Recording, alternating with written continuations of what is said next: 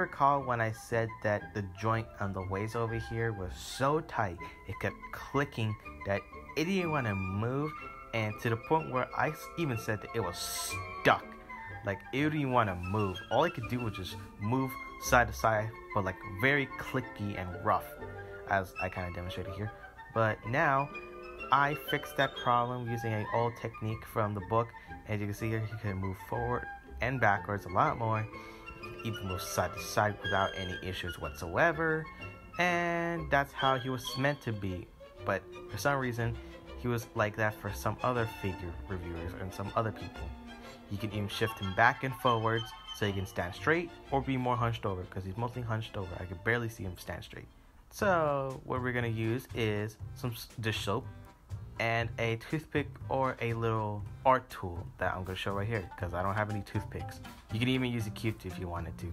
So what I did here was I just put some soap on the tip of it, not so much though, and kind of just wiped off any excess soap in case there was a little bit too much, because I didn't want him to be too loose. So to reach the joint for the torso, you gotta unplug his leg first, well, right or left, and you can see the ball joint right there, the little tight fucker down there.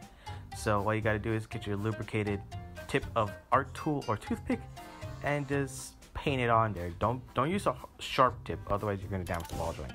Anyway, flip it upside down and do the same, or you can unplug the other leg joint and just paint it around the ball joint.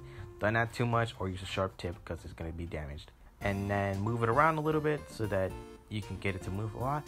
And if it moves freely to your likely consent, then you don't need to add too much more.